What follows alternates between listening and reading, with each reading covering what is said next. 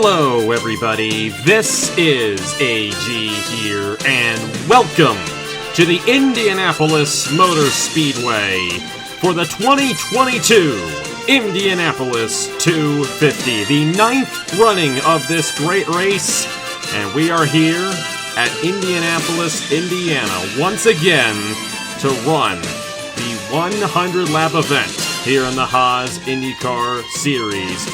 This is going to be an intense race as it is every year, and it's an honor to be back again here in 2022 for the 9th running of this Indianapolis 250. And we are excited to see who will join the legends. Max Newirth won the first one, then Christian Master, Aaron Wolpole, Luke Rainey, Nicholas Samadio, Audra Baranowskis, and Ethan Lewis. All the past winners of this event. Nicholas Samadio has won this race twice before.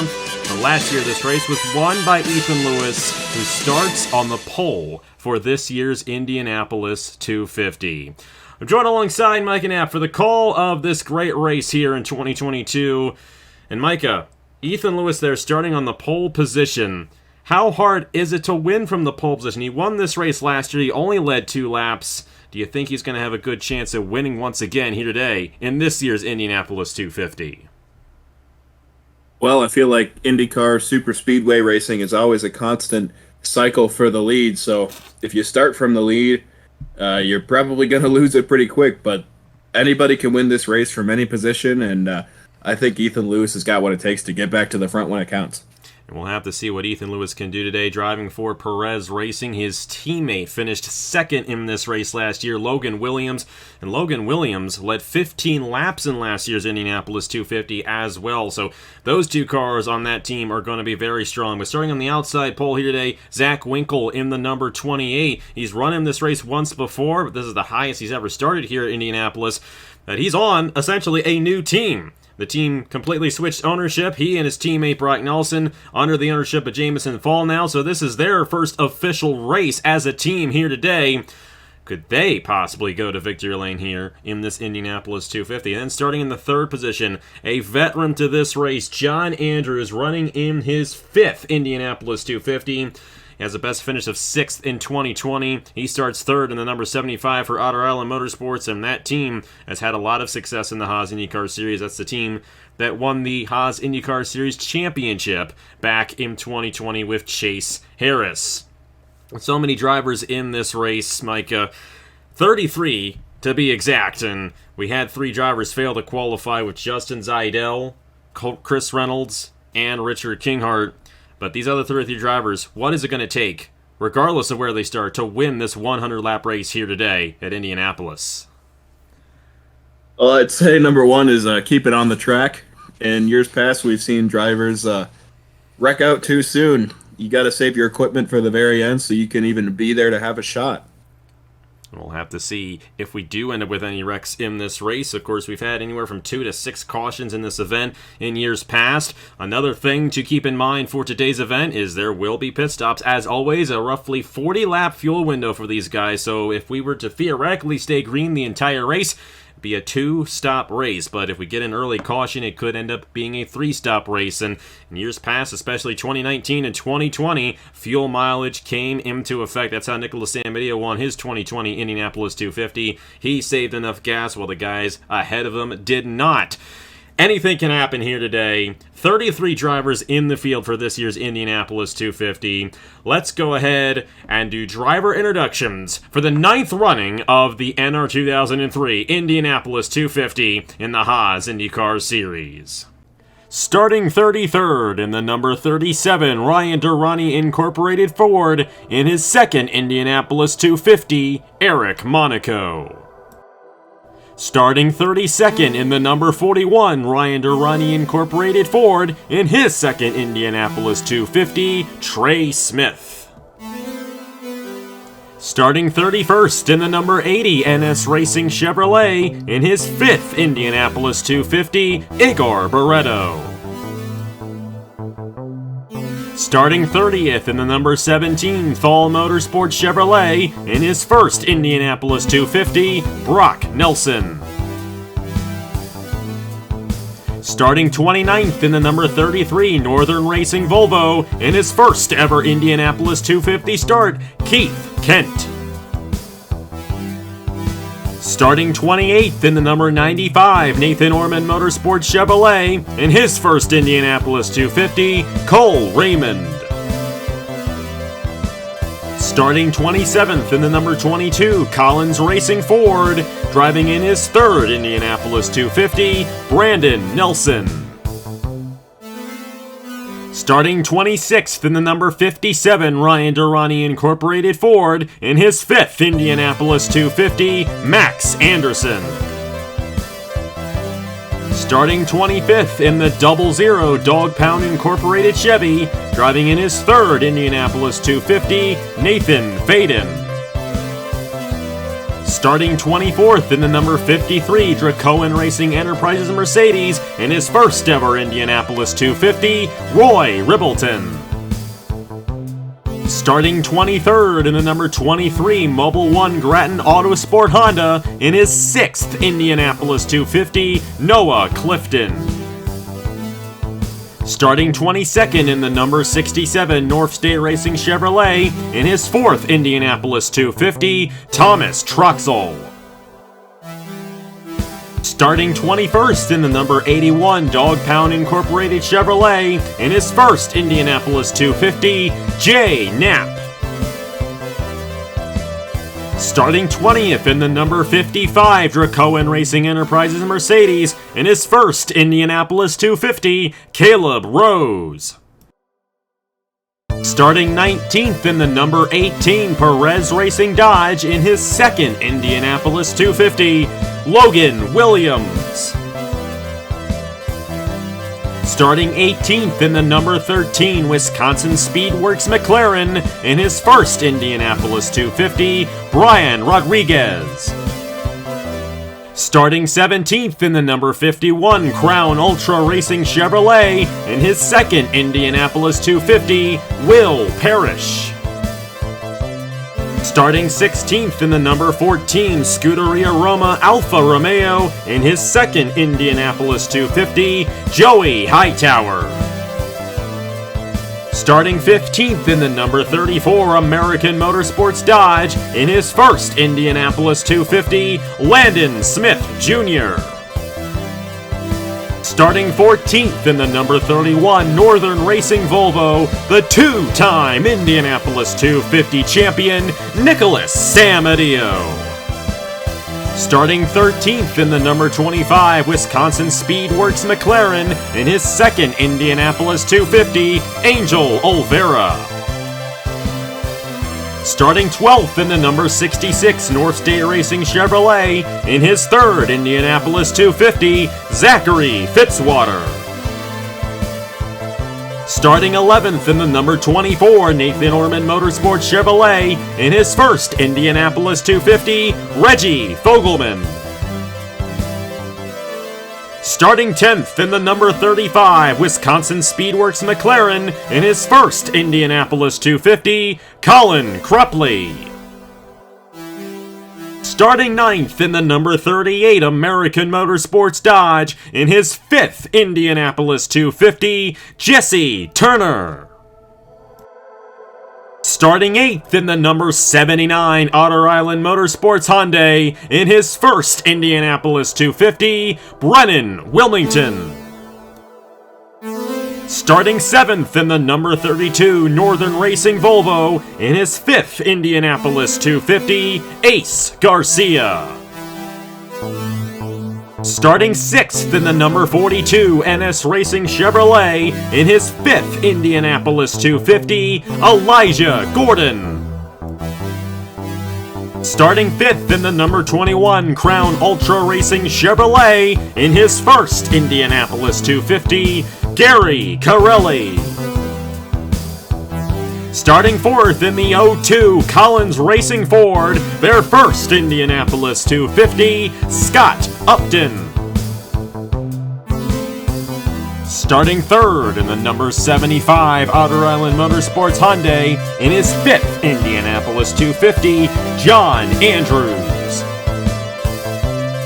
Starting second in the number 28 Thal Motorsports Chevrolet in his second Indianapolis 250, Zach Winkle. And starting on the pole in the number 11 Perez Racing Dodge, the defending Indianapolis 250 champion, Ethan Lewis. And that is your field of 33 for this year's Indianapolis 250. And it should be an intense race here in the middle of the season as well. The 10th race of the Haas IndyCar Series 2022, which means we have points coming into this event. You see them on your screen right there. Zachary Fitzwater, still your points leader. 3 wins on the season, all on high-speed ovals. California, Texas, and Kansas. A very good opportunity for Fitzwater to possibly win here today on this high-speed oval. He has 254 points towards the championship.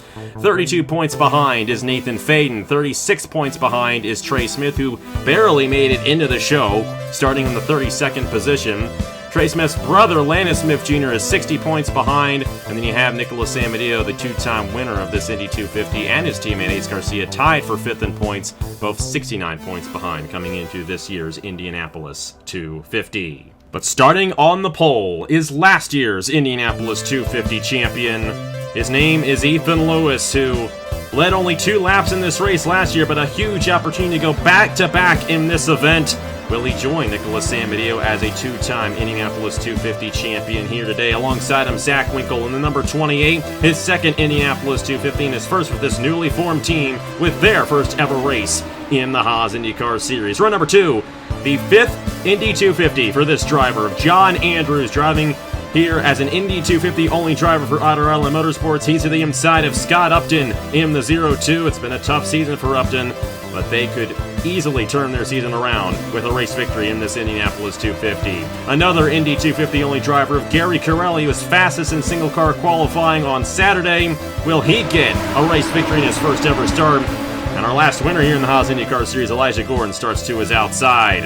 You have Ace Garcia there in the number 32, his 5th Indianapolis 250, alongside last year's Freedom 50 runner-up, Brennan Wilmington. And then the first ever winner on the channel, Jesse Turner, to the inside of Colin Cropley to round out the top 10 starting positions. Mike, it's a strong 33-car field. Who do you think is going to win this year's Indianapolis 250? Well, I think I'm going to throw a little curveball. I'm going to go with Trey Smith. Anybody can win from any position, and I think, you know what? I think Trey Smith got the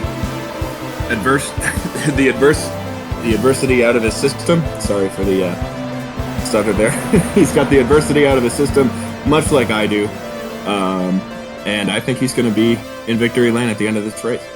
Very good possibility. Last year's winner, Ethan Lewis, started in the 26th position. This year, Max Anderson starts in that position, and Max Anderson almost won this race in 2020, but he ran out of fuel. We'll have to see if fuel mileage becomes an issue. A 40-lap fuel run for these guys. This is a single points race, so it's all about winning the race. I don't think these guys are focusing on the championship right now because they're coming to the green flag. The 9th running of the NR2003 Indianapolis 250 is green from Indianapolis.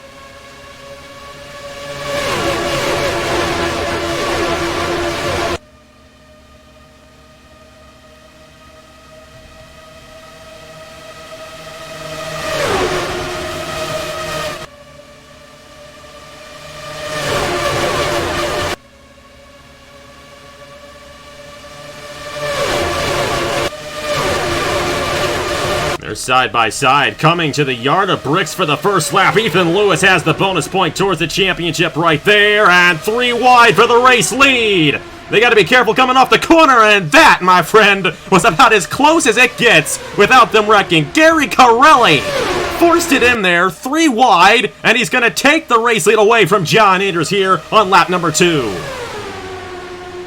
Yeah, Ethan Lewis might need a new pair of pants after that one, but excellent job keeping his car underneath him, as we might have another lead change here in a moment. You're going to see these guys cycling as long as these guys stay in a bunched-up pack like this. It definitely could get interesting with all this cycling going on. Elijah Gordon moved to the inside of Gary Corelli here on lap number 2. Corelli's going to lead that lap in the number 21. It's a hot day, 85 degrees, but the cloud cover makes the track not as hot, so it's a hot, slick track, but it's a fast track as well, and I think that's why these guys are so edgy right now here at the start of this race. But how about this top 2, Elijah Gordon and Jesse Turner? You got 44 wins between those 2 drivers right there, but they continue to cycle. Here comes Reggie Fogelman and Zachary Fitzwater, and we could definitely see a cycle going through while these tires are still nice and fresh, but as we go on throughout the race, I think these guys are going to spread out a little bit more here at this Indianapolis Motor Speedway. Side by side for the race lead, and they were dead even at the line there between Reggie Fogelman and Jesse Turner. But Turner grabbed the race lead and led that lap. But Fogelman's going to take it away on lap 4. Already a lot of passing going on here at the Indianapolis Motor Speedway. And I'm pleasantly surprised to see how well these guys can manage holding on to that outside lane. Normally, the inside is preferred, but, I mean, as you saw, these guys are running side by side. Ethan Lewis struggling there, though, falling back. He is stuck on the outside, put it in reverse almost after that start. But he is going to stay in the top 10 here as long as he can clear John Andrews, but that 75 is coming fast. Fogelman's going to lead this lap. How about Joey Hightower? He ran in this race in 2018 as the last time he was in the Indianapolis 250. Finished runner-up in that race to Nicholas Samadiel. He's not the only driver in this field who knows what it's like to finish runner-up to Samadiel, because Thomas Troxel finished runner-up to Samadiel in 2020 when we had all that fuel mileage stuff going on at the end of the race. But how about this guy, Zachary Fitzwater? I mentioned at the top of the show just a few minutes ago, he has won every high-speed oval so far this season. California, Texas, and Kansas. This is the 4th high-speed oval of the season. It's Indianapolis. Will the all-time winningest driver on the channel get the biggest win of his career here today and extend his points lead here in the Haas IndyCar Series? He's going to have a very good shot at doing so. But now you're starting to see these guys kind of settle down a little bit up front. Fogelman has led the past couple of laps in that 24, but he might not lead the next one. As for the race lead, Zachary Fitzwater for North State Racing looks to take it away from driver number 24.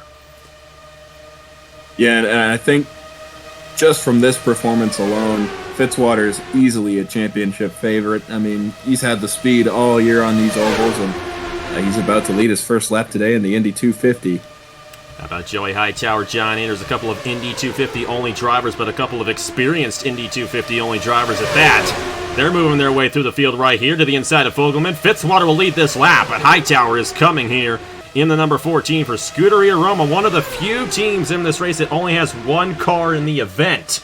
Mobile One Grattan Autosports the same way. Noah Clifton, the only driver for that team, as Justin Zeidel failed to qualify for this race. Zeidel, Kinghart, and Reynolds. So 2 very hard hitters, especially when we were running in 2019 in the championship. Those were 2 of the best drivers of 2019. Neither of them made the show, and unfortunately neither did Chris Reynolds in the number 50 machine. But the rest of these guys, they don't care about that. They're in the race right now, and especially these guys up front. Jesse Turner back up to 2nd, Olvera up to 3rd, and Fitzwater fell back there to the 5th position. Fell 4 places in 1 lap there. See, tries to get around John Andrews in the number 75, but generally seeing the same group of guys stay up front as Turner goes for the race lead now to the inside of Joey Hightower. Yeah, and there is a cycle going on out front, but yeah, like you said, it's the same 5, 6, 7 guys, and I think the reason for that is they're spread out far enough that once you get stuck on the high line and cycle back, you can get back down to the bottom lane because you have that little bit of a buffer. As we see Jay Knapp, looked like he washed up the track a bit. Jay Knapp has had an incredibly difficult season. He comes into this race last in points. However, with a few of these guys ahead of him failing to qualify, especially Chris Reynolds, he should be able to get out of that hole at the end of today's event. But great to see Jay Knapp run well here at Indianapolis. He finished 2nd at California earlier this season, but that was essentially his highlight of the year. But he could have a bigger highlight if he gets this race victory. How about Caleb Rose? He attempted to qualify for this race last year. Here he is running top 10. He failed to qualify last year, so he knows what it's like to be his teammate Chris Reynolds. And, of course, Zeidel and Kinghart. But Caleb Rose here with a great run right now in the number 55 machine. And how about this guy, Nicholas Samadiel, the 2-time Indy 250 champion, working his way inside the top 10. Fogelman fell back there initially, and you got Ethan Lewis here, all the way back now in the 13th position. So he fell back from the pole pretty quick right there, but I think we're starting to see the fast guys, the sort of fast guys, and then the slow guys in the back. It's starting to spread out a little bit more here. See Elijah Gordon there leading that second pack as these guys continue the battle up front. Yeah, and you got to remember, I mean, we still do have those 2 pit stops, maybe even more, as we see Knapp taking second place now. Cycling up there, but yeah, pit strategy could easily break up this pack and make the running order flip on its head, so we'll just have to wait and see. But yeah, that 81 machine is quick today for sure. Absolutely, and Jay Knapp right in between, probably 2. If you got Samadeo in here, Samadeo kind of, you can rotate between these 3, but Turner, Fitzwater, and Samadeo, 3 of the greatest drivers ever on this channel, and here's Jay Knapp going against the first ever winner on the channel. He's got a nose to the inside, and he's going to take the race lead here in the Indianapolis 250 on lap number 11. These 3 guys have pulled away from the field right here. Caleb Rose in a battle with John Anders as they are 2 wide pretty much through that entire pack behind the top 3. Fitzwater moving to the inside of Turner for the top position. Yeah, and I think the more that fourth on back battles, the further out front these 3 are going to be able to get. As you see the 55 there. Thought he might be stuck on the outside there above Upton, but he was able to come back down and clear. Logan Williams moving his way through the field. Finished runner-up in this race last year to Ethan Lewis, who is now his teammate. But this number 18 machine looking pretty good right now. He's moved his way through the field very nicely here today. And Angel Oliveira, there's only 2 career wins in the Haas IndyCar Series have come at the Lime Rock Park. Well, that place is entirely different than this one. But Oliveira right now running in this top 10. Now, if this race stays green, it's a big if until we get to that cycle of pit stops. You want to be up front once that cycle begins, because then it really spreads out if we go through a whole green flag pit stop cycle. Fitzwater to second on Jesse Turner. And you're picked to win, currently last right now, but everybody's still on the lead lap within 3.5 seconds of each other. So Trey Smith there at the back of the field, who knows? A wreck could happen, it could be a big one, and he skirts his way through it. So we'll have to see if Trey Smith can in fact find himself up front at some point in this race. Everybody still has a chance in this one, though. We're only 13 laps into this Indianapolis 250, but it's starting to get harder to make moves for the race lead, especially now that your son is leading this field in that number 81 machine. I am a bit of a proud papa right now, but yeah, I mean, Trey Smith, you know, he might be last at the moment, but you know, we're only a tenth of the way through this race, so I think anything can happen at this point. As you see the 55 of Caleb Rose going for second place, or at least I thought he was going to go for second place, but oh, and contact made in the light. Oh, that's a hard hit there, and Turner's around, and so is Logan Williams. And that's going to be our first wreck of the day, and it was a massive hit for Turner and Logan Williams. And John Anders also got caught up in the 75, and I think that's Nathan Faden in the 00. And just like that, this whole race has changed. Logan Williams is done in the number 18. Will Parrish got caught up in that one as well, and Jesse Turner in the 38 will not win this year's Indianapolis 250. Oh my. Yeah, we had multiple cars up and over on that one in the air. But yeah, it looked like the number 18 just got clipped and sent down the racetrack through 3 and 4, and that was just a hard lick on the inside wall. Sent him skyrocketing into the clouds. Yeah, we've seen wrecks like that before here at the Indianapolis Motor Speedway. Got tongue-tied there. Thought it was Elijah Gordon for a second, and I couldn't pick up Logan Williams' name, but I think Logan Williams is still trying to pick up his name after that hard hit right there. I mean, all 3 of these guys. I think Turner didn't lose any wheels, but Will Parrish in the 51, he lost a wheel, and so did Logan Williams. So definitely an intense wreck there off the exit of turn number 3, and it could have been avoided, but Turner and Williams just got too close to each other, and that's the traditional wreck that we see in this race quite a bit. John Anders and Nathan Faden, I think they might be all right to continue, but I don't know how fast they will be in this race. So the first cycle of pit stops here in this Indianapolis 250. This is going to really bring it close if it stays green from here on out, which odds are it probably will not stay green from here on out. But these guys here coming down right now, They'll probably still have to go 2 more times after this one. But J-Nap leads the field down the pit lane for the first pit stop of the day here in the Indianapolis 250. And imagine these guys will be taking tires. Tire wear going to be very significant here at Indianapolis. And a 4-tire stop. Of course, the one thing we've seen throughout the season I'm not a big fan of with this game. It's a NASCAR simulator, so the 2-tire stop is optional for these guys. Looks like we're going to have a new race leader, though. And we may have had some guys play some strategy. Ace Garcia, Caleb Rose, Cole Raymond, Noah Clifton, Thomas Troxel, Joey Hightower. Completely new faces up front here in this Indianapolis 250. Brandon Nelson, Colin Cropley, Angel Olvera, and then there's Jay Knapp. Looks like he's going to be around the 10th position coming off the pit lane there. Yeah, it looked like a bit of a long stop for him, but I'm wondering how many of those guys who jumped him took 2 tires. So, I mean, we'll have to see if they can hang on and how much of a difference that's going to make. It might not make that big of a difference on the restart, but later in the run, I could potentially see those guys slipping backwards. It's still a long race left to go here in this Indianapolis 250. 84 laps to go, to be exact. And Ace Garcia is your new race leader here in this great race, so we'll have to see what he does on the restart. But first, let's go ahead and see what happened to Jesse Turner, Logan Williams, Will Parrish, John Andrews, and Nathan Faden. Bring out the first caution of the day in the 2022 Indianapolis 250.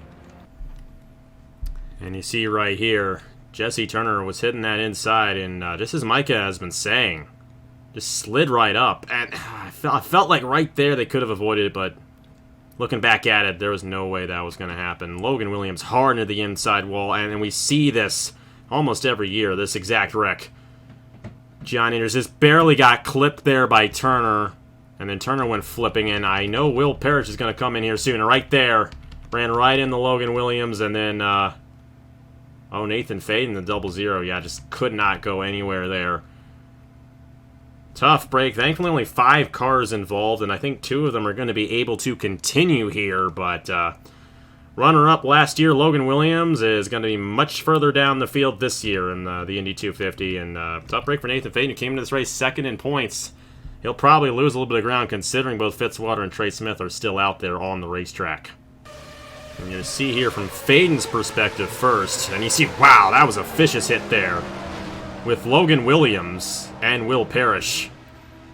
Let's go ahead and see what happened to Turner and Williams again in real time. You see right here with Turner, and we saw this happen in real time as well. Oh my goodness.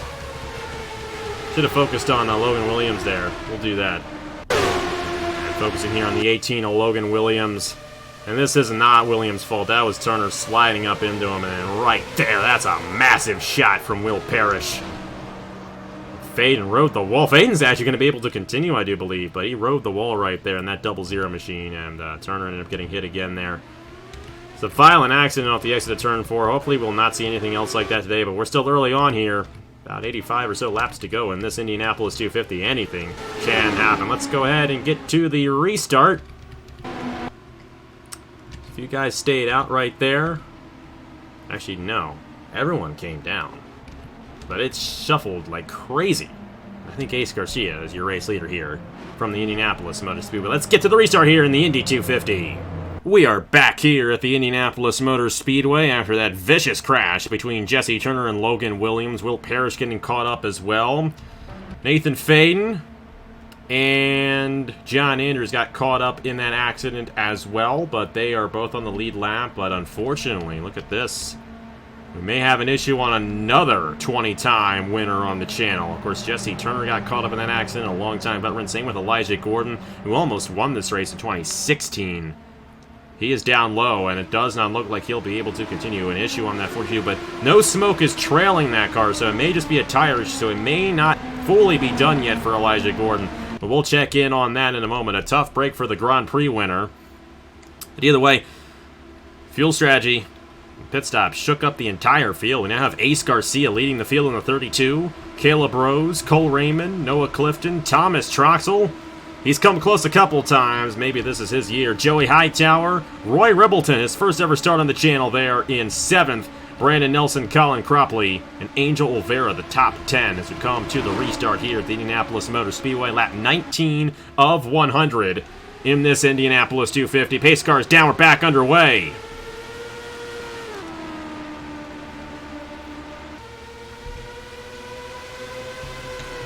Good jump there out of Ace Garcia. Cole Raymond here, the number 95. He was in the last 9. But he's got a good shot here, getting around Caleb Rose for second. The good thing I like about the restarts here, they're single file, and they come to the line pretty spread out. So hopefully they can stay spread out a little bit, and we can avoid another massive accident like we saw just a moment ago. Hightower to the inside of Troxel. That is for the 5th position right there. That's the first pass on the racetrack. Yeah, and he's doing a good job of just arcing that corner, not washing up too much. You've seen a lot of guys today as we have Rose trying to go for the lead, actually. Yeah, Caleb Rose a good shot here on Ace Garcia. Oh, couldn't quite get it, though. He's going to be able to hold on to it on the inside lane and take it away. Cole Raymond there to the inside of Ace Garcia now. So Garcia got stuck in that outside lane, and he fell back. And Elijah Gord's still on the pit lane. He's going to go a couple laps down. That is a tough break for the winner of the Grand Prix 2 weeks ago. He's not going to get the race victory here in this Indianapolis 250. But Caleb Rose very well could. Failed to qualify for this race 1 year ago, and here he is now leading in the Indianapolis 250 a 5th of the way through. Yeah, and what Rose did through 1 and 2 that last time, maybe they'll do it again here. But what I was saying is a lot of these guys, it seems to be getting more difficult to stick the bottom. You see them washing up off the corner, and then those guys on the outside, I mean, they're trying to occupy the same bit of real estate, and that's pretty much what brought out our first yellow.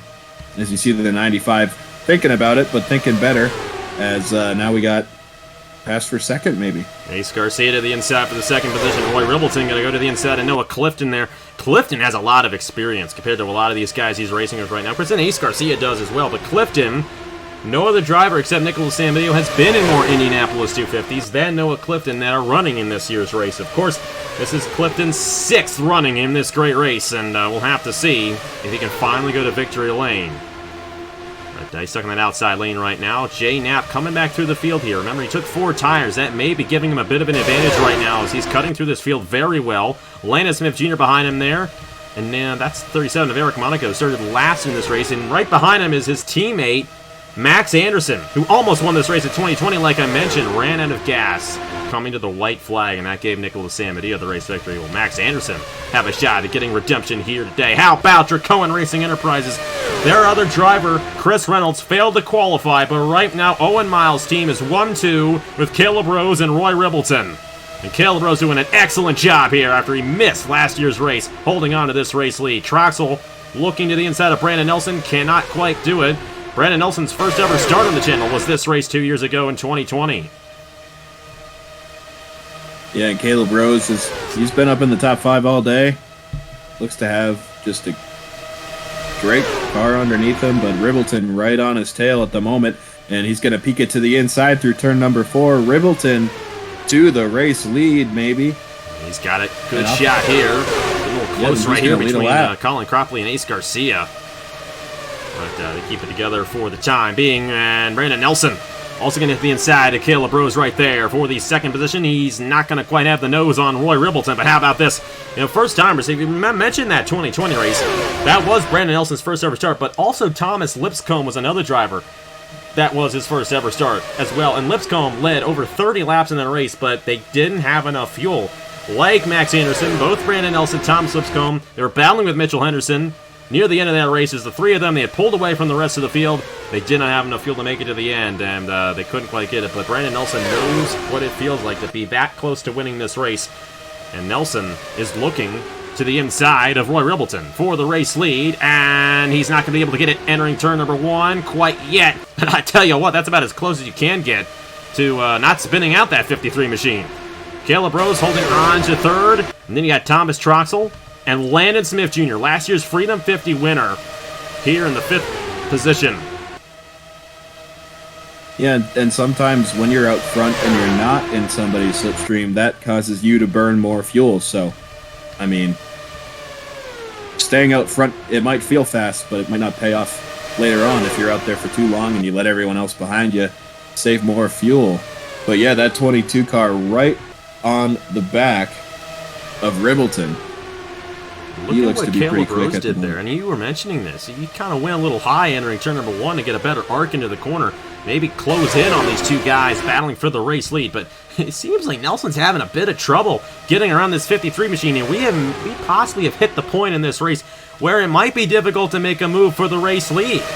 And this could be a dominating performance, at least in this middle part of the race, by Roy Ribbleton. He may just have the fastest car out here. But all these guys kind of single file up in this top 8 right now.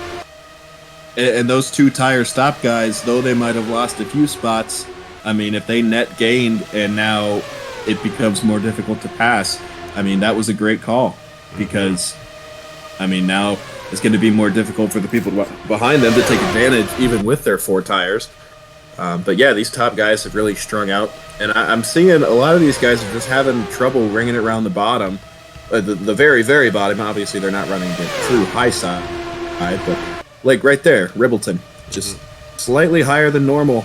I'm wondering if the grip is just not down there today. It might not be. I mean, Nelson is, like, right here, but he's just not able to make the pass. But he might finally have the momentum this time to do it. And I think he's going to get it right here. Or will he? He didn't. Oh, boy. I thought he was going to able to hold it right there. Roy Ribbleton had a higher arc. He went into that corner really fast, but at the end of the day, Brandon Nelson had the advantage. And another issue, Nathan Faden, who this could be because of crash damage blowing up in the 0-0. That's a tough break for the Shane Lake-owned team right there. Faden, second in the points coming into this race. He's not going to be able to gain anything on Fitzwater, especially considering now that Zachary Fitzwater is inside this top 10.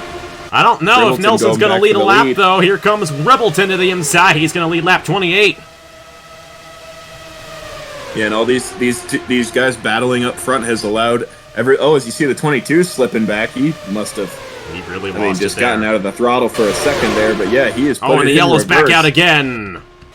And another wreck, Max Anderson in the 57. This was in the back of the field. Landon Smith Jr. also caught up in the 34. That is a tough race. There are two guys who had a very good chance of possibly winning this race, and neither of them will do so here today. So already our second caution, not even 30 laps in. Anderson went around in the 57. I'm wondering if Brendan Wilmington, he's got some front wing damage in that 79. Ribbleton will win the race back to the line in the number 53. Another opportunity for these guys to come down the pit lane. And if they come down now, top off on fuel, it will be a one-stop race from here on out. They can make it on one-stop race. Not saying it will be a one-stop race, but they can make it on one-stop if they come down now to the end of the race. And we'll have to see. I mean, the first stop, nearly everybody on the grid came down pit lane, but we'll have to see if maybe the field gets split on strategy, as it sometimes does here in the 250.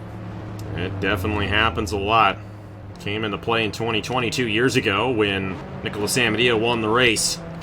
So you got two Indy 250 only drivers up front right now. Roy Ribbleton and Joey Hightower. Then you got Thomas Troxel, Ace Garcia, and Brandon Nelson. Won the race back to the line ahead of Fitzwater in 5th. Fitzwater is 6th. Caleb Rose, Colin Cropley, Eric Monaco started dead last in this race. And we thought he was going to get knocked out. When Zidell was that last guy in the last night shootout, we thought Monaco was going to get knocked out. Not the case. Monaco is here running top 10, and then Reggie Fogelman. And Ethan Lewis, he started on the pole, fell back initially, but here he is in 11th.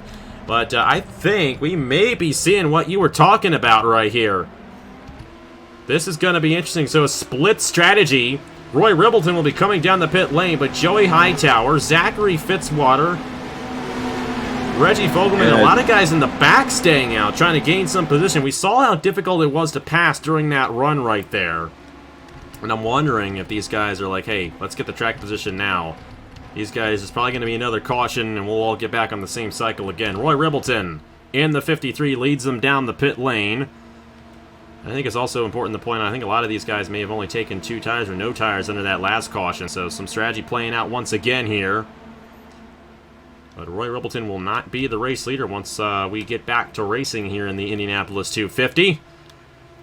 Yeah, and some of those guys who did pit on lap 15, I'm wondering if they stayed out, because if we get enough caution laps, let's think about it. If you pit on lap 30, or no, it's a 40-lap run. You pit on lap 40 and then lap 80, and it's a 20-lap sprint to the finish. So if they pit on lap 15, get some caution laps, and then pit again around lap, say, 70, 60 or 70. I mean, it's going to be cutting it close, but if we get enough pace laps, they, some people might be able to make it work.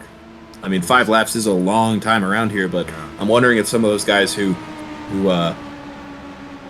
of those guys are staying out thinking that they might be able to stretch it. Yeah, that hasn't worked too well, I don't think, in past years. I mean, just ask Jonathan King or Brandon Nelson, Thomas Lipscomb, those guys. They lost this race because of that fuel strategy not going in their favor, and that's how it all goes down. Roy Ribbleton did win the race off of the guys who came down the pit lane right there, and I do believe, if I'm not mistaken, that he will be in the 13th position. Elijah Gordon is 2 laps down in the number 42, and that wreck is going to take Brennan Wilmington and Landon Smith Jr., the top 2 finishers of last year's Freedom 50, out of this race. And then you got Max Anderson, who also has some wing damage in the 57 as he was caught up in that accident. I think he'll stay on the lead lap, but he will have damage to his race car. Let's go ahead and see what happened to bring out the second caution of the day here in this Indianapolis 250. Still early on in this race, 69 laps to go in the Indianapolis 250 for 2022. Let's see what happened to Brendan Wilmington, Max Anderson, and the other driver that caught up in the accident, Landon Smith Jr. And you're going to see right here, Max Anderson, Landon Smith Jr., and Brendan Wilmington. Those are the 2 guys who finished 1-2 in the Freedom 50 last year.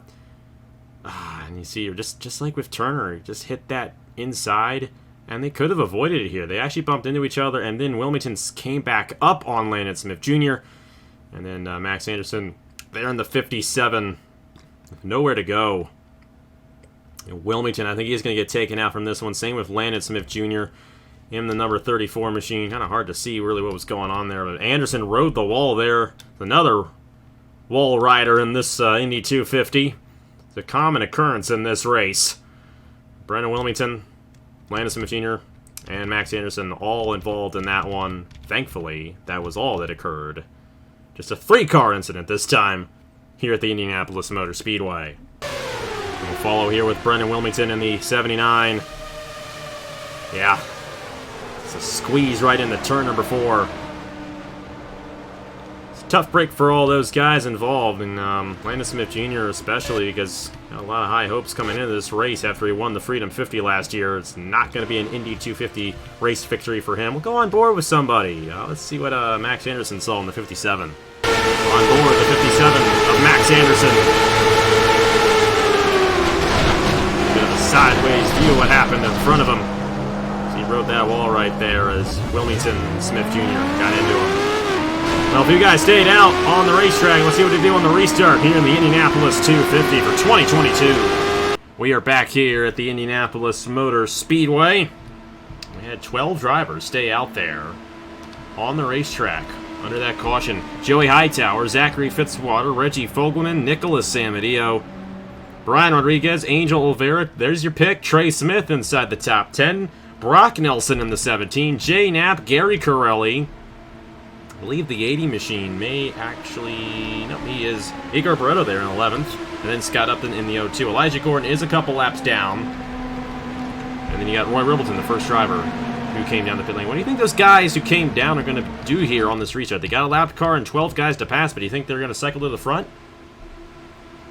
It really depends if, how good their tires are in comparison to the leaders.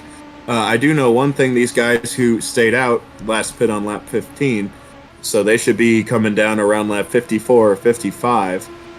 So, if anything, if we stay green till then, these guys who pit this time will certainly cycle to the front then, unless they choose to come down as well to get more tires. So we'll just have to see. But here we go on the restart. Indy 250 is back green. Ooh, and already Fitzwater going for it. That usually doesn't happen. It usually happens where the leader gets the jump, but that was not the case there. Of course, these guys, their tires aren't as good as the guys who came down, but Zachary Fitzwater looking to sweep these high-speed ovals this season, at least up to this point. Going to the inside for the race lead. He's got help from Reggie Fogelman there in the number 24. And Fogelman now looking on the inside. It might be able to make the pass off the corner. They're side by side, compressing there a little bit, fighting for that same bit of track, and Fitzwater has the edge off of the turn number 4 down the front straightaway. Just got Hightower, they're moving to the inside of Reggie Fogelman, and Sam Medeo going to cut it close there with Brian Rodriguez. These guys all on a different cycle than the other guys who came down under this caution. Reggie Fogelman kind of back in there, but you got the number 53 of Roy Ribbleton holding on to the lead of the guys who came down the pit lane. They're getting around Igor Burrow. That's the first guy of the guys who did not pit that they are getting around right now, but they're not moving through the field near as fast as I thought they would be. They're going to try to make a move here on Elijah Gordon now in the number 42 machine, and I think Barretto might have just tapped the outside wall there in the 80. Of course, that's NS Racing, Elijah Gordon, Igor Barretto. Their teammate, Richard Kingard, failed to qualify for this race. Yeah, and Barretto and Gordon might have made some contact there, but I almost wonder if those guys who pit under that last caution, I mean, that might have been a winning move, because I don't see how you can come back from having... I mean, the guys who have to pit on this next stop, they have to pit one more time after that.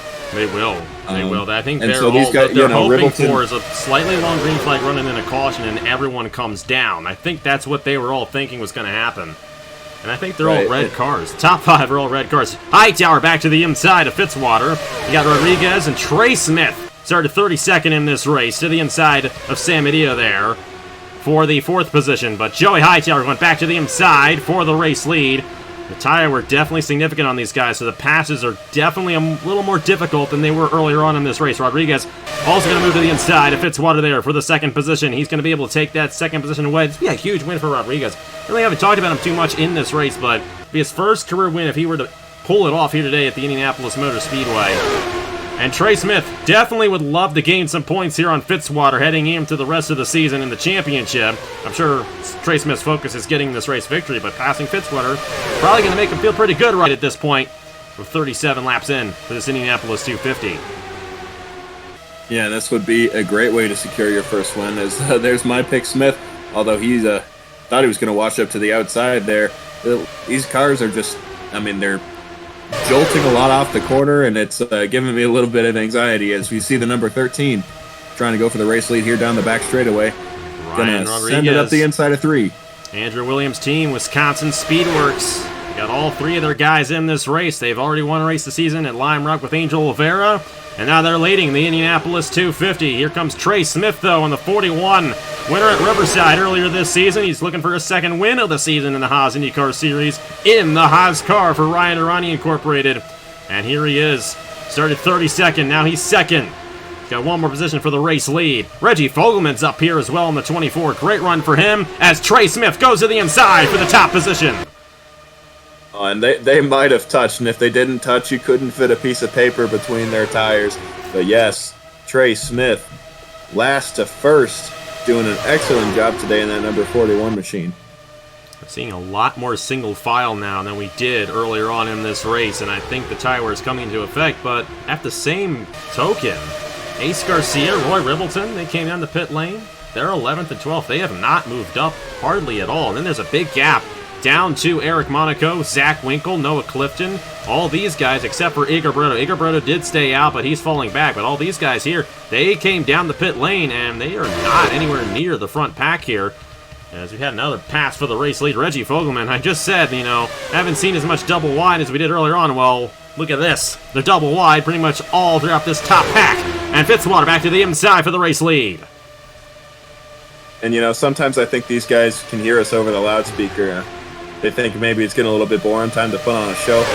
And Fitzwater's going to lead yet another lap.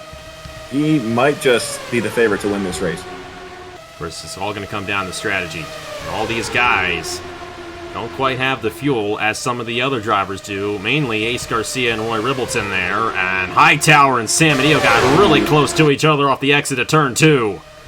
That was a close one there between those 2 drivers. Hightower finished runner-up to Sam Medeo one year. He doesn't want to do it again. Yeah, these guys are just scrapping right now, trying to get as many positions as they can, trying to get as much clean air as they can. And I think part of the reason you're seeing these guys like Ribbleton struggle to make passes is because they are in the tow of everybody else, and it's so difficult to to make a pass and follow here. And Ace Garcia, though, is going to try right here on Gary Corelli. That is going to be for the 10th position as Brock Nelson fell outside, but now Brock Nelson going back to the inside of Roy Ribbleton, so I don't think there's any advantage on tires at this point, but the true advantage is on fuel, because if this race stays green, Ace Garcia, Roy Ribbleton, they're only going to have to make one more stop. Everyone ahead of them, they have to make 2 more stops in this race, no question about it, so this could really get interesting, especially if it stays green. I'd love to see a green flag cycle of pit stops in this race. That's when the race can get very interesting. But right now, we've had a couple cautions, couple of yellow flag pit stops, but they're holding steady at the moment with Zachary Fitzwater leading the field ahead of Rodriguez, Hightower, Jay Knapp, and Trey Smith right there to the inside. And I don't think we've talked enough about Sam. I mean, we talk about Sam Adio all the dang time here, but I haven't talked about him too much in this race. You know, the 2-time winner of this event, won on fuel mileage in 2020, kind of on the opposite end of the strategy here, but he's won this race twice. You would think he knows how to win this race for a 3rd time here today. You think Sam Adio's going to have a shot later on? Yeah, I think he could. I mean, just because these guys do have to pit once more doesn't mean that some of the guys on the other strategy also come down, because tire wear is certainly going to be a factor. So I think what a lot of these guys up front are banking on, as you see Smith going to the inside and nearly making contact with the 14. He may have. What a lot of these guys are banking on is those other guys stopping with them towards the end of the race. So we'll see if some people go for that as the 13 goes for the lead. Ryan Rodriguez to the inside of Fitzwater. Now, I thought this race we were going to see just a few guys kind of dominate, but not the case. We have seen multiple different leaders in this race. Fitzwater was able to lead a few laps right there, but not sure he's going to get that extra bonus point for leading the most laps here today. But regardless of the fact, it's been a very, very competitive race. A lot of parity out in the field here for this Indianapolis 250, as it always seems to be. But we're starting to see this group of guys. Fitzwater has just been really strong up front so far in this race, and it's hard to keep him from the race lead. You may get a lap here and there, but Fitzwater seems to take it right back and hold on to it. But Reggie Fogelman, definitely a dark horse for this one. And that number 24, he's looking for his first ever win on the channel, and he could very well pull it off here today for Nathan Norman Motorsports. But Trey Smith is here, and Hightower and Jay Knapp kind of still all in line. And then Ace Garcia now behind his teammate. So this could get interesting right here. Garcia is up to... Let's see as they cross the line here, because it all moved around there. Ace Garcia up to the 9th position right there. So he's gained another position, but he's still having some difficulty working through the field. Roy Ribbleton, on the other hand, pretty much stuck. As a matter of fact, some of the guys who were in that second pack have caught up and passed him. Angel Oliveira and Zach Winkle have both come around the 53 machine. And Oliveira now running in the 10th position right now. So Zach Winkle, Angel Oliveira, Ace Garcia kind of with the advantage as Sam Adio got close there with Scott Upton in the 0-2 as they continue to shuffle up front. But Fitzwater's still out front in the number 66. But here comes Fogelman to the inside for the race lead. And Fogelman, we'll see if he can make it stick heading into turn 1. He's a little far back, but as I say that, he does make up a little bit more ground. They're still side by side. Oh, that didn't work at all. Hightower around. Sam Adio's going to get caught up as well. And hopefully everybody else avoids it, and it looks like they will. But Joey Hightower, they just got a little bit too close for comfort off the exit of the corner, and Hightower went around. Hopefully they keep it together here. They bunched up there, so these guys have to be careful going through the corners and to make sure they get back around without causing another accident. And it looks like they'll get off the exit at turn 3. That right there is exactly what those guys who stayed out wanted. Fogelman wins the race back to the line in the number 24. That's exactly what Hightower wanted, but Hightower didn't want to be the caution, and he was the caution right there. And Sam Adio got a piece of that one in the 31. You see the wing damage on the 31. That might take Sam Adio out of contention for the race win. Yeah, that is not ideal, especially at such an aero-sensitive racetrack. But it was a very similar incident to what brought out the first yellow. Just, I mean, it's that short shoot. The guy on the bottom just washing up the racetrack and clipping the guy on the top, and it's just calamity from there. Like you said, they're just having a hard time holding that bottom line through the corners here today. And I think that's been the big issue. Some days it's easier to hold it than others. I mean, in 2020 we had a long green flag run to open up the race. We've already had 3 in the first half of this year's Indianapolis 250, unfortunately. Thankfully, that was not a major accident. Trey Smith's down the pit lane here. I don't think the pit lane was open, so he may end up going to the back of the field for the restart, and so will Joey Hightower. And I think Hightower will be able to continue, but there's going to be a bit of aero damage on that 14. Same with Sam Medea, who got just a piece of that number 41 there. I definitely expect these guys to come down. They last came down lap 14, but Roy Ribbleton is going to stay out, but Ace Garcia, I think, is coming down. So the strategies get split again. Now at this point, at this point, everyone's going to be on one more stop. So everyone's essentially on the same strategy. But for Ribbleton and all these guys who are staying out right now, they're going to have to make their stop earlier on than the guys coming down at the moment. So this could get really interesting, but not as many guys staying out right now. Roy Ribbleton, Brandon Nelson, Noah Clifton, Colin Cropley, Thomas Troxel, John Andrews, and Max Anderson. Now for Andrews and Anderson, they both have damage from prior incidents, so they're not up to speed, and they're going to end up restarting right in the middle of this pack, so this could really benefit those 5 guys who stayed out. And you know what? Something going back to what you said toward the beginning of this race, I still think that these guys who pit before and just now stayed out, they might have a better shot because you want to be out front in that clean air when the pit cycle starts. Yes, we have a green flag pit cycle. Right. I should say bit of a race of attrition at this point, as it has been in some years. You know, we sometimes have a lot of wrecks, sometimes we don't. You never know. Like this race, is like a box of chocolates. You never know what you're going to get. But Roy Ribbleton knows he is the race leader at this moment. Elijah Gordon is on the tail end of 2 laps down, so he's currently 1 lap down. But he does have a car that's up to speed. Had a tire issue earlier on, which is why he is a couple of laps down at this point. I do believe we are not going to end up with any more retirees from this incident. Sam Medio's still out there in the 31. Of course, he came to the pit lane. They may have repaired the wing on that 31 machine, if I'm not mistaken. Looks a little bit better. Yeah, it looks a lot. Yeah. So as long as they repaired the wing and the engine's fine, he'll still be up to speed. And then Joey Hightower in the 14 as well. Didn't take too hard of a hit there. Hopefully he'll be able to continue as well, but they're going to be at the back of the field. And this is good gentleman move here for Elijah Gordon. Coming down the pit lane and letting the leaders go up front. Elijah Gordon's been running for a long time. He was in the first ever Indianapolis 250, which was actually the Indianapolis 200 back in the day. Definitely props to Elijah Gordon for coming down the pit lane there and letting the leaders race this out. When we get to the restart here in the Indianapolis 250. But first, let's see what happened to Joey Hightower and Nicholas Sampedio to bring out the 3rd caution of the day. We'll be halfway through the Indianapolis 250 once we come back here from Indianapolis. Joey Hightower getting caught up in this one. Oh, and it's just like the other ones, just the slide. He really slid up there. He just went in way too deep. And then got into it there with Brian Rodriguez in the 13. And unfortunately, Nicholas Sampedio just has nowhere to go. I mean, this isn't a vicious hit, not like what we saw with Will Parrish and Logan Williams earlier, but just enough to knock the wing off of Sampedio's car, and that's going to knock the 14 of Hightower out of gear a little bit as well. I don't think either of those guys are really going to be in contention anymore in this race. Tough break there for Joey Hightower. Like I said, they wanted a caution, but you don't want to be the caution, and that is unfortunately what Hightower was right there here. Midway through the Indianapolis 250 here in 2022. We'll see this in real time. My goodness, he just bumped Rodriguez up into the wall, and then Sampedio just couldn't avoid him.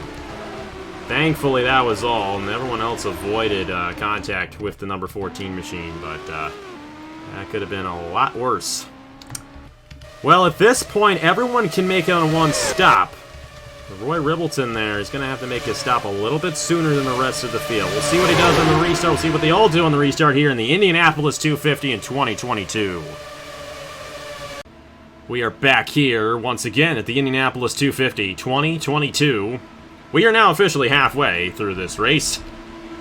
49 laps to go next time by. So minor incident to bring up the 3rd caution between Joey Hightower and Nicholas Sampedio. But both of those drivers will still be in this race. They repaired their wings. We'll have to see how fast they are. Only driver 2 laps down, Elijah Gordon, and then everyone else out of the race. John Andrews, not John Andrews. Brendan Wilmington in the 79, Landon Smith Jr., Nathan Faden, Jesse Turner, Logan Williams, and Will Parrish all out of the race. 26 drivers still on the lead lap all the way down to Joey Hightower. Speaking of John Anders and Max Anderson, they do have a little bit of damage. They were involved in prior incidents. They stayed out here. You got Roy Ribbleton, Brandon Nelson, Noah Clifton, Colin Cropley, Thomas Troxel, John Anders, and Max Anderson. They all stayed out, but they all can make it with one more stop. Trey Smith, I believe, won the race off of the guys who came down. Then you got Ace Garcia, Reggie Fogelman there. Everyone behind Trey Smith came down the pit lane under this last caution, but everyone is still one more pit stop left to go in this race. But Roy Ribbleton wants to hold this race lead now that he is out front. That clean air could come into effect, but Brandon Nelson knows he has an opportunity, and so does his fellow Aussie and Noah Clifton right behind him. I'll have to see if any of these guys get around the 53 machine. Nelson with a shot right here. But watch out for this. Max Anderson and John Anders. They're slow. It's going to split the pack up if these guys are not careful. Trey Smith got around him, though. Yeah, and they are dropping like rocks. So you see, just trying not to wad up too much going into the corners. And, you see Ethan Lewis finally coming back up into the mix here. He sort of went AWOL there for a while after starting on the pole. Good to see that number. I think it's important to note, too, in last year's race, he was AWOL pretty much the entire race, but got up there right at the end and led the last lap, and that's what counts. So Ethan Lewis still very much alive in this thing. We'll have to see what he can pull off. Looks like a lot of these guys will hopefully get around the slow cars fairly well. I don't think John Anders is quite as slow, but we did have a pass for the race lead, and Brandon Nelson's out of here. Noah Clifton and Colin Cropley. This is his first ever start on the channel, driving for Wisconsin Speedworks, and he is in the third position right now, looking to the inside, and Noah Clifton for that top position. You got Thomas Troxel here in the 67 as well, and then Trey Smith kind of all on his own there in the 41, and then you got that gap to the rest of the field who have already come down, and can go a little bit longer on this cycle of fuel than those 5 guys who are currently leading the race, and that's not a good sign. Sam Medeo off pace. Looks like he got a little too much damage from that incident. The same can be said for Joey Hightower in the number 14. So tough break for those guys. Sam Medeo will not win a third Indy 250 here today, but it doesn't hurt as much when you've already won 2. Brandon Nelson's going for his first. He's got a good shot at doing so here today in Indianapolis. I'm sure it still stings a little bit, especially when you know you had a fast car, but Ribbleton, another guy who has a fast car, I mean, he's 4th at the moment, but I've never seen somebody with so little experience just take to this track so well. Ribbleton running an outstanding race here today. Absolutely. Of course, Thomas Lipscomb did the same thing in 2020. And Ribbleton has kind of been the dominant guy. I feel like he's kind of had the advantage. Even though he hasn't led many laps, you kind of feel like he's been at the advantage majority of this race. So we'll have to see if he is there near the end. I think one of the bigger chances, though, is Fitzwater. 26-time winner on the channel, looking for his 27th career win on the channel here today, and his 6th in IndyCar, and it'd be his 4th on the season. And like I said, he has swept the high-speed ovals this season, and I mean, if he's up front near the end, I think he's going to win it. But you can't count out Ethan Lewis either. Ace Garcia, a longtime veteran as well. Trey Smith, Thomas Troxel. Of course, that top 5, they're going to have to come down sooner than the rest of the field, but everyone can make it on one more stop, so going to get interesting, especially if this race stays green, and with how spread out these guys are. Of course, back in the field here, Brock Nelson, Cole Raymond. Haven't mentioned Keith Kent yet today, teammate to Ace Garcia, Nicholas Samadeo. He's here. A lot of these guys kind of in the back of the field. They got to be careful, but they're spread out a lot more now than they have been all race, so there's a good chance, knock on wood, that they may be able to keep it clean, but I don't know. I don't have a good feeling about it. They've been having a lot of trouble, especially on that bottom lane, and see Roy Ribbleton there really have to check up. If you want to get a good run off the bottom, you have to slide all the way up to the wall. And if there's a car to your outside, well, you're going to get into that car. That's what we've seen quite a bit of here today. Yeah, and I'll be honest, I don't know if we're done with yellow flags, especially when it gets toward crunch time. I mean, you're just going to see drivers. It's a game of give and take, and you're going to see drivers just taking and taking and taking, and at some point I think someone's going to take too much. Especially as this race goes deeper and deeper into the lap count. Hey, we have 41 laps to go. No, 43 laps to go, excuse me. Left to go in this race, so it's going to get interesting. Noah Clifton's out front right now. Colin Cropley's here, and then you got Brandon Nelson. Roy Ribbleton really had a moment there. He slid it up, and he lost a lot of ground right there to the top three. There goes Nelson for second on Colin Cropley. Nelson, like I said, was in this position in 2020, his first ever start, so he knows what it's like to be up front. And this could be a very good opportunity for Brandon Nelson to finally get his first career win on the channel. His brother has won twice before, but Brandon has never won before on the channel. He could have an opportunity here today, and for the first time, we may be running in the lap traffic. Angel Oliveira's off the pace here. He's actually 2 laps down. I'm wondering if he also had a tire issue, but that must have recently happened because he's 2 laps down and deep in the field right here. And Noah Clifton may be coming pretty fast on that 25. Yeah, at this rate, they'll probably catch him on the front straightaway, so we'll see if Oliveira is gentlemanlike and pulls over, or maybe he just goes back down the pit lane. We'll have to see. Meanwhile, you got Trey Smith, who did come down the pit lane under that last caution. Moving into the guys who stayed out. He's now up to the 4th position as he gets around Cropley and Troxel. Fitzwater's coming as well as Brandon Nelson looks to have a shot on his fellow Aussie and Noah Clifton for the race lead. And it looks like he's going to take it away, but Trey Smith is fast, and I'm wondering if the tires are starting to come into play because that 41 is really ripping it on that inside and getting around all these guys. Yeah, and that's get around Angel Oliveira right here, and Trey Smith. Oh, Brandon Nelson's really going to benefit from this. Majorly going to benefit from this. Trey Smith going to find the inside, but Clifton and Ribbleton stuck on that outside lane. Yeah, Oliveira completely stacked up the pack. They caught him at the worst possible moment. No shade to Oliveira. Obviously, he's entitled to hold his line. But, yeah, if they had caught him on a straightaway, it might not have been such a big deal. But it being so difficult to pass in the corners, Oliveira trying to give the inside. But, yeah, just holding up that outside lane. Here. That's the issue. Yeah. That's a tough break for both Clifton and Ribbleton. They're going to lose all their ground, and they're still stuck behind Oliveira here. Yeah, absolute disaster. They're going to lose the draft of this pack right here. They may go 3 wide trying to pass them. That's not going to work. Oh, my goodness, they made it work. Wow. They made it work. They had enough of them, and they went 3 wide and split them. And those guys right now, I can tell you, they're probably fuming. Well, hey. That means they're going to be going pretty fast here. No doubt about it. Brandon Nelson out front. But Trey Smith, Zachary Fitzwater, Colin Cropley, Thomas Troxel, Fitzwater, and Trey Smith. And this is interesting because these are 2 guys who have been up top pretty much this entire season. And now here they are, 2nd and 3rd. And they're going to be able to go longer than Brandon Nelson, Colin Cropley, and Troxel running around them. How about Caleb Rose? He's on that same strategy as Trey Smith and Zachary Fitzwater. Ace Garcia, Ethan Lewis, Fogelman as well. They're all up here near the front. Look at how spread out it is now. This is the most spread out we have seen all day, and this is the time where you can win the race, I feel like, because if you're fast at this point, you put yourself in position for later on in the race. This is where you do it, because now it's hard to make those moves. If you're in a good position now, you're going to have a good chance of winning the race. Ace Garcia to the inside of Caleb Rose back in there. Those are 2 guys who did come down the pit lane this last time, and Garcia going to get around that 55 for the 6th position. And all these guys up here just, right now, I'd say, just save your equipment. Oh, I think Caleb Rose just tapped the outside wall. Caleb Rose not saving his equipment at all, washed up the track. Ethan Lewis is going to benefit from that, but I wonder if he just maybe got in some dirty air or just couldn't hang on to the car. Something must have gone wrong on that 55. You got Fitzwater here for 2nd on Trey Smith, and Fitzwater will take it away. That's good news for Brandon Nelson. Nelson wants to see this guy's battle.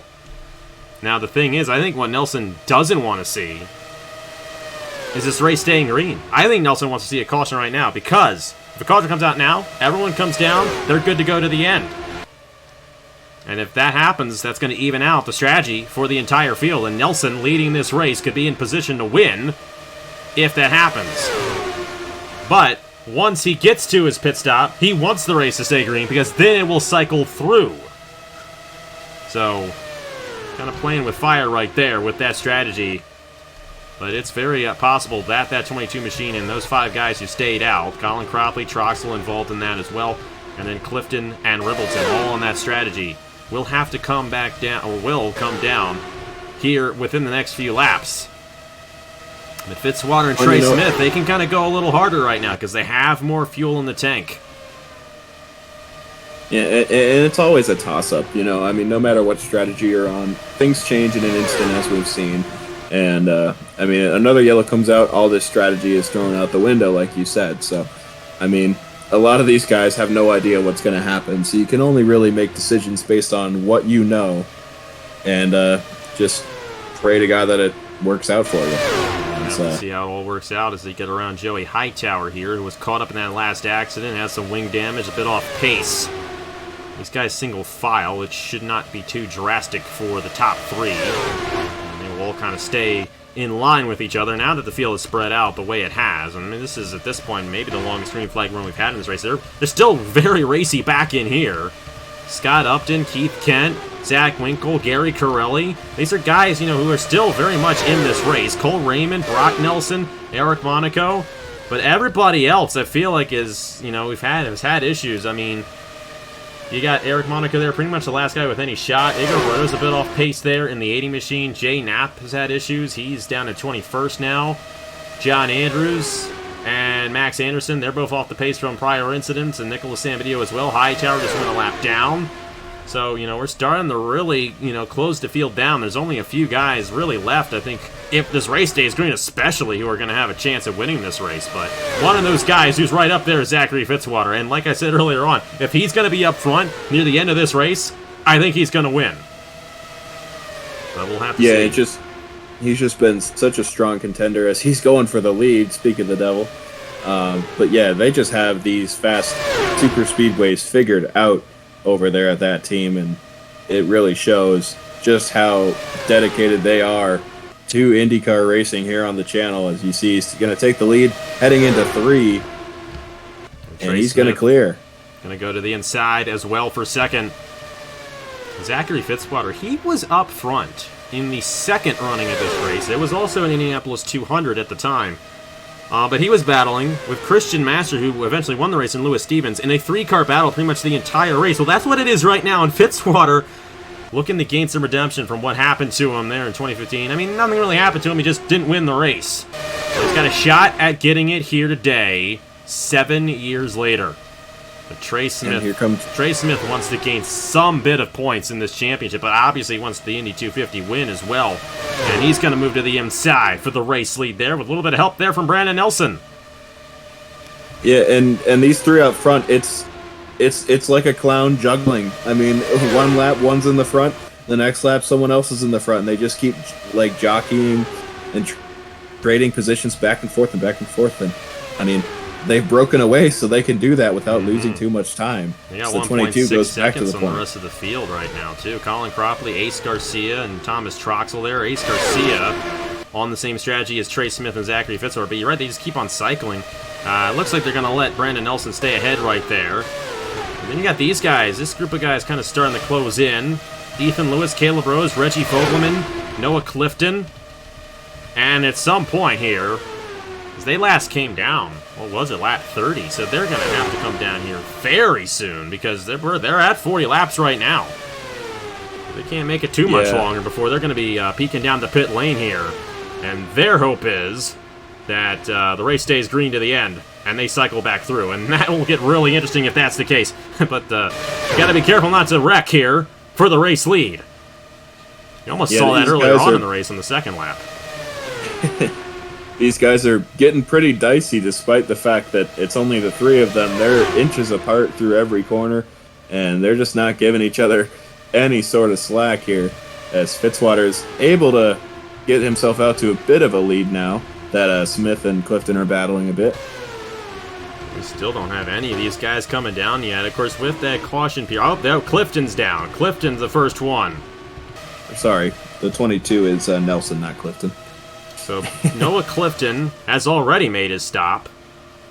And he's coming out on the racetrack, so he's really going to have to hope this thing stays green if he's going to have any shot at race victory. And I would imagine that Nelson's kind of letting these guys go here a little bit. And he's going to come down this time by. Same can be said for Cropley and Troxel. And then Roy Ribbleton kind of hanging in the back of this pack. You got to be careful with the entry. But Cropley here, he's still staying out. And so is Troxel, so did Brandon Nelson. So Clifton really coming early. Now Ribbleton's coming down in the 53 machine. I mean, these guys, they know how the race has been. We've had 3 cautions in this race, but with the way the field is spread out, the likelihood of a wreck is much less than what it was earlier on in the race, and I just don't think you're going to get a caution within the next couple of laps. So those guys, Nelson, Cropley, and Troxel, they're all going to have to come down here very soon as Fitzwater continues to lead this race now. Trey Smith going for the race lead, and these guys can battle a little bit longer, and Nelson's going to come down right here, I think. No. I thought he was going to peek down. He didn't, and they're still staying out. How long can these guys go before they're going to have to come down the pit lane? Well, and I wonder, I mean, if you've been saving fuel all day and you've been taking advantage of the pace laps under caution, I mean, a lot of factors can go into how long you can stretch a fuel run. But Oliveira going another lap down, and that held up Smith just a bit, not as much as it did Ribbleton earlier, but still unfortunate as we got side by side for the lead now. Brandon 3, Nelson 3, and 4. Trying to get to the inside of Zachary Fitzwater for the race lead. He's still staying out. He stays out again. And Cropley and Troxel also still staying out. You know, I think for Troxel and Cropley especially, they've been able to draft quite a bit and save the fuel. Nelson, I think, in the same boat there. He led a few laps to begin with, but he's kind of been drafting off of Fitzwater and Trey Smith most of this run. So that is helping his fuel mileage out, and he's trying to get as close as he can to Fitzwater and Trey Smith on the fuel mileage, which lessens the likelihood of a caution coming out in between the cycle and him going a lap down and not having a chance of winning this race. But next time by, it's 25 to go. We're in the last quarter of this Indianapolis 250, and this race can really go to anybody here at Indianapolis as Brandon Nelson goes back to the race lead. Troxel and Cropley start. Here goes Cropley and Caleb Rose, and you know what? I think they are kind of merging with everyone. Caleb Rose came down, I do believe. I could be wrong with that. Caleb Rose may have stayed out. I can't fully remember. John Anders, I know, stayed out. He's down the pit lane now, so Cropley down for his stop. That leaves Brandon Nelson and Thomas Troxel, I believe the only 2 guys who have yet to come down, who stayed out under the last caution. Max Anderson has come off the pit lane, I do believe. I think he's made his stop. Oh, that was a teammates right there, and that was close between Trey Smith and Max Anderson. Yeah, these Nelson's coming down now. So that's going to leave Trey Smith out front. Zachary Fitzwater in second. Ace Garcia, Troxel, Ethan Lewis coming down. Everybody's going to kind of be on this same strategy here. So a very long cycle, but those guys were able to stretch it and kind of merge with the rest of the field. So I would imagine you're going to see Fitzwater and Trey Smith coming down here soon as well. They have a significant lead on the rest of the field at this point. And this thing's going to cycle through, and we'll have to see who ends up with the advantage once it's all said and done. And they got to be careful around the lap cars here. John Andrews off the pace from a prior incident. Fitzwater and Trey Smith have to check up. We'll have to see if any of these guys come down right here. And they're going to stay out. These guys can stretch it a little bit longer. I mean, what do? You come down, you take the tires, you gain all that speed on the guys who stay out, or do you stay out and hope for a caution and lap all those guys down? Well, I think, I mean, it depends where you come out. If you're far enough out front to where if you pit, you can come out still in clean air, that's a surefire way to set good lap time. But if you're further back in the pack and you pit and you go a lap down, all of a sudden you're not where you need to be. You're not running by yourself. It's just a lot of different factors. So to put it a lot simpler than what I just said, I don't know what to do.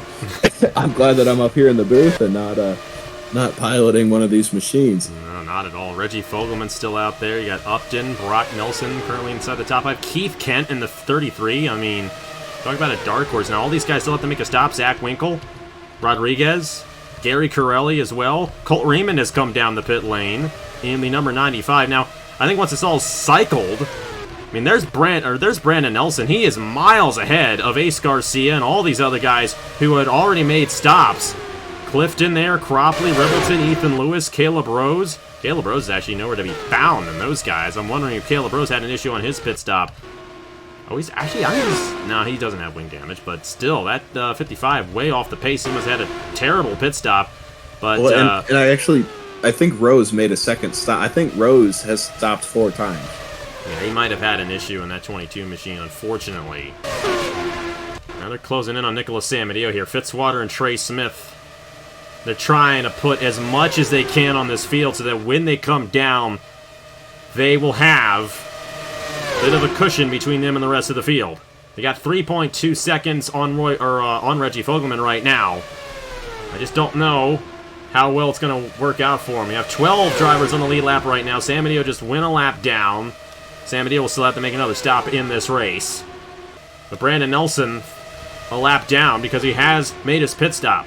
But if this race stays green, he might cycle through the race lead. And as we look back in there again, he's got a huge gap on everyone else who has already made their final stop of the race. The big problem for Nelson is he doesn't have any drafting help, and these guys are pretty much in a single file line. Ace Garcia, Thomas Troxel, Roy Ribbleton, Noah Clifton, they're probably gaining a lot of ground on Brandon Nelson, and oh boy, that was close right there between Keith Kent and Max Anderson. It's just going to come down to, I'm hoping this thing stays green, because this is going to be an intensely good race if it stays green. 19 laps to go. Fitzwater and Trey Smith still out front. Reggie Fogelman still third. Keith Kent, Brock Nelson. Then you got Zach Winkle, Rodriguez, Gary Corelli, and Scott Upton. All those drivers still have to make another stop in this race. So does Eric Monaco, Igor Barreto, and Jay Knapp. And then the next guy in line who has already made his pit stop, the first driver in line, is Brandon Nelson. Fitzwater and Trey Smith, they just keep on tandeming each other and pulling away from Fogelman here for this race lead. And they're doing a great job. I'm not quite sure, as you see Smith going for the lead into turn one, not quite sure where they're going to cycle out. It's hard to tell if... I don't think these two are going to be the leaders. I really don't. I think Nelson is gaining time on them because of those new tires. I mean, that's my hunch at least. Yeah, we'll have to see what happens once they come down the pit lane. Still going to have about 7 laps to go before they have to make a stop. So it's going to be right near the end of the race. And they're going to stretch it all the way to the end. They're going to hope for that caution so they can be the ones who battle it out for the race win. But the way this field is spread out, no, I mean, these guys are something could easily happen between these guys. And you got to think, too, Roy Ribbleton here, all these guys leading this pack, they're going to close in on Nelson. So, you know, these guys are going to close in on the 22. And then who knows where the rest of the field's going to cycle in. I mean, who knows where Trey Smith and Zachary Fitzberg are going to go. I mean, these guys are obviously very fast. I mean, they're putting, you know, half a second on Reggie Fogelman pretty much every time right now. But they keep on passing for the race lead as well. And Trey Smith, I just don't know how much do you want to help Fitzwater in this situation. I mean, you kind of have no other choice at this point. If you move away from Fitzwater, you don't have that drafting help and you don't have that speed that you're gaining on Nelson to hopefully have a cushion on the 22 once you get through the cycle. I tell you what, this is going to get interesting. But look at all these guys. They've closed up the Fogelman, and now you got Brock Nelson and Keith Kent, the two guys leading this pack. But all these guys still have to make a stop. And look at this. The guys who have made stops, Roy Ribbleton, Ace Garcia, they know that this could be for the Indianapolis 250 race victory if it stays green. These guys better be careful, though. They want a caution, but they don't want to be the caution. And they're going to start coming down here. Fogelman and Upton and Brock Nelson all coming down. And with that, Fitzwater and Trey Smith, they are still out there on the racetrack. But the cycle has begun for those drivers who are still yet to make their final stop of the race. Yeah, we're at 15 laps to go, just getting down to the final few laps. And I'm wondering, I think these guys might be trying to stretch it as long as possible. That way, they spend less time on the pit lane. They'll probably just do a splash and dash, no tires. Absolutely. If I had to guess. Coming down, I mean, it almost looked like there may have been tires taken. Yeah, Fogelman's taking tires. I think Upton's going to probably take tires here. Brock Nelson's already done with his stop. Oh, I was talking about the two leaders. We'll see what they do. Fitzwater's already coming down here. I mean, what these guys do now is going to be similar to what the leaders do here. And Fitzwater coming down the pit lane here in the number 66. Trey Smith is out there. And as Fitzwater is down the pit lane, you see right there Roy Ribbleton moving to the inside of Brandon Nelson. And that could be for the race lead once it's all said and done. So this thing is far from over now. Ribbleton in position to possibly be up front, but now these guys merging on. Brock Nelson, Fogelman, and Scott Upton. Ribbleton's going to get around Upton. Oh, they got to be careful. They're scraping the wall trying to get around Scott Upton. Incredibly tight. There's Trey Smith. He's down the pit lane now. Yeah, and I don't Still, think, I don't a couple Smith... guys staying out. Zach Winkle, Keith Kent have yet to make their stops. Gary Corelli off. Brian Rodriguez off. Fitzwater's off the pit lane. Where will Fitzwater merge with the rest of the field? I don't think Smith is going to keep the lead. So right now, Brock Nelson in that position. And Fitzwater is way out ahead of the rest of the field. I think it's going to be between Fitzwater and Trey Smith. But Winkle and Keith Kent still staying out there in case we get a caution. They're hoping they get a caution, and they have most of this field lapped at this point. But Fitzwater here in the 66. Where's Trey Smith? Oh, I think Smith's already off the pit lane. He is. This is going to be it right here. Trey Smith in the 41. Zachary Fitzwater with a full head of steam coming off of turn 2. Oh, boy. I think Trey Smith got him there. Trey Smith is well out ahead of the 66 machine. But he is currently a lap down, as both Winkle and Keith Kent have yet to come down the pit lane for their final stop of the race. And they're still staying out. They're going to stretch this as long as they can at this point. They're in it for the long haul. And I think what you said is correct. These guys trying to stretch it as much as they can so they can be on the pit lane for as least as they can. So apparently for Nelson and all those guys, they didn't have enough. Brock Nelson's still ahead of those guys, but Fitzwater and Trey Smith are well out ahead of the rest of the field at this point. But this is your race leader currently. Yeah, and I was very wrong about Smith not being able to obtain the lead. I think him staying out an extra lap benefited him being in that clean air and not around traffic. So, I mean, that was the move, and I've never been so happy to be wrong, because that means my pick could have possibly just made a winning move. After having started all the way at the back, Trey Smith might have just pulled off the move of the race. Mm-hmm. And Winkle and Keith Kent here, they're stretching it all they can. It's going to be interesting. They have a lap right now on Trey Smith and Zachary Fitzwater. And Fitzwater's not out of this yet either. I mean, he's within distance of Trey Smith to close in. He really is, and I think he is closing in on this 41 machine. This could get really interesting between two of the top guys in the points this season, two of the most, experienced drivers. Well, maybe not. Trey Smith, Fitzwater's got the most experience of anybody, but Trey Smith, he's got a lot of experience as well, but two of the best drivers so far this season in the first 9 races that we have had. There's Winkle. Keith Kent is out front in the Indy 250. Eric Monaco as well also has to come down and make his stop in the number 37. And here he is, still on the racetrack in the middle of all of this mess. Now, are these guys gaining it all on Fitzwater and Trey Smith? That's the big question. You got Brock Nelson leading this field with Fogelman and Nelson. I don't know, but I do know that Fitzwater is closing in on Trey Smith. Fitzwater's not going to let Trey Smith have this one easy. It could very well be between Smith and Fitzwater for this race victory. Keith Kent in the 33 cannot stay out any longer. However, will Winkle's still on the pit lane, and he's taking tires. Oh, that's not a good decision. I don't think that's a good decision. He's coming off the pit lane now.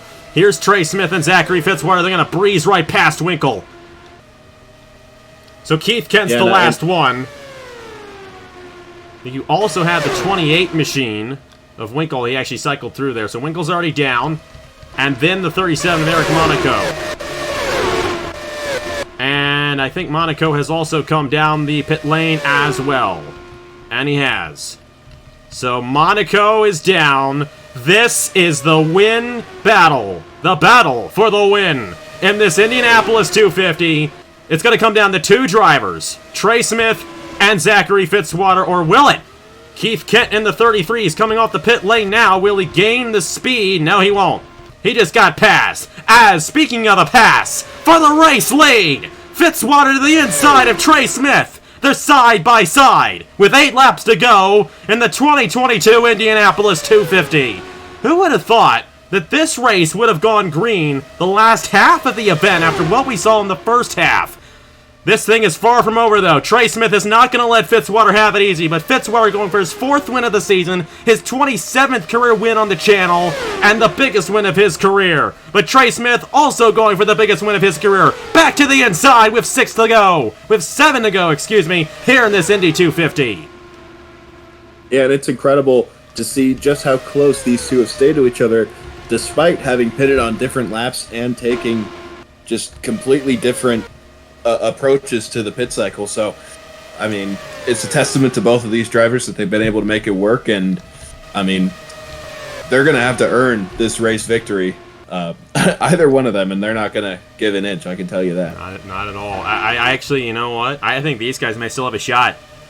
Zach Winkle, Keith Kent, Ethan Lewis, Brock Nelson, Reggie Fogelman, Gary Corelli. I mean, they're all in a huge line. Oh, and Brandon Nelson just blew up. What a heartbreaker there. And he was one of the guys battling for the win earlier on. And here's the thing. If these guys continue to go side by side, those guys are going to close in. But they did not gain. I mean, Fitzwater and Trey Smith are far and away the 2 fastest guys on the racetrack right now. And look at this. That they're not going to give an inch. They're going to keep on going after it until the end of this race. Fitzwater going to take it away right here, but Trey Smith is not going to let him have it easy. Oh, and yeah, they could be giving up time, but I don't think... I mean, coming to 5 laps to go, and they're 5 seconds ahead of 3rd place, I don't see them giving up a second a lap, even when they're battling. So, I mean, it's really up to these two, unless something drastic happens. One of them makes a mistake, that sort of thing. They gained a little bit there, but that's still not going to be enough to make it to the end. It's 5 to go in this Indianapolis 250. Zachary Fitzwater and Trey Smith. They just keep on swapping, but who's going to run the other one out of luck? Wear the other one out. Trey Smith back to the inside for the race lead. On lap 96, coming to 4 laps to go. Oh, Fitzwater's going to get a run in the outside lane, though. And side by side for the race lead. 4 to go in this Indy 250. Mano-a-mano battle between 2 of the top 3 drivers in points here in this year's Indianapolis 250. Trey Smith's going to get a nose to the inside. He's going to take it away right here. Another half a second that Winkle gained. But I just don't think it's going to be enough. And every single lap, it seems like we have a different leader. These guys are just going back and forth. And it might just come down to the final turn, final straightaway at this rate. It very well could. But Trey Smith trying to pull away here from this 66 machine. It's going to be close. It's going to be between Fitzwater and Trey Smith, no doubt about it. But who's going to have the advantage? I knew Fitzwater, remember what I said earlier? If Fitzwater is up front near the end of this race, I think he's going to get the race victory. Well, here he is, 3 laps to go, running in second. Just about a 1/10 of a second behind the race leader. But Trey Smith, I mean, I tell you what, your pick to win started 32nd in this race. Almost missed the show. But here he is, with 3 laps to go, coming to 2 laps to go, about to get the biggest win of his career. But he's got to beat the guy who's won more races than anybody on the channel to do it. This is good stuff here. Coming to 2 laps to go in the Indianapolis 250 for Trey Smith. And just as I was saying that they're jostling back and forth, trading positions, I mean, they have pretty much single-filed out, so we'll have to see if Trey Smith can get the run and time it right in order to take this win. Or, sorry, Fitzwater can time this run right to take the win from Trey Smith. We'll have to see, but Trey Smith, he just seems to have a bit of an advantage right now. Once he got that race lead, he's got the gap, and he may be pulling away just a little bit. Oh, but I don't know. Fitzwater closed in there, and here we go. It's all come down to this. What a race this has been. It's going to come down to Trey Smith and Zachary Fitzwater. White flag in the air in the 2022 Indianapolis 250. Will it be Smith? Will it be Fitzwater? 4 turns to go. Fitzwater is going to have to time his move right. He's closer than he has been in the last 2 laps, coming off of turn 2. He's got a good shot here. He's closing back in on this 41 machine. Half a lap to go in the Indianapolis 250 for Trey Smith in the number 41. But will Fitzwater slingshot to the inside? He's got a shot right here. Will he make a move entering turn number 4? Smith holds the inside. I think that might be it. He's going to hold off the all-time winningest driver to get the biggest win of his career. Trey Smith has won the Indianapolis 250 in 2022. Wow. Incredible drive. 32nd to first place for Trey Smith. How about that? Ryan Durrani, the owner of this team, gets an owner's win in the Indianapolis 250 ahead of Zachary Fitzwater. And this season now is going to be interesting because I think this championship is going to be between these two guys right here. Zachary Fitzwater and Trey Smith. But Trey Smith holding off Fitzwater, making the last pass right near the end of the race to take home the biggest win of his career. Trey Smith wins the Indianapolis 250 from the 32nd starting position. How about that? What a race. That was such a good race near the end. And it came down to fuel mileage and pit strategy near the end. It stayed green the last half of the race. And Micah, I mean, it doesn't get any better than that, I don't feel like, does it? No, and it was just such a close battle all day long. No matter how strung out the field was, it felt like there were always 2 or 3 guys going at it for the lead at the front. We never really saw a lull for the race lead, so we were certainly treated to a show today. Absolutely, and that's the first time the race, I think, has played out like that, and that was so cool to see, you know, them actually have to race it out for that win. I'm going to give a shout out here to Keith Kent. We barely mentioned him the entire race. He got a 3rd place finish there for Northern Racing. Zach Winkle finishing 4th. That's huge for him in the points.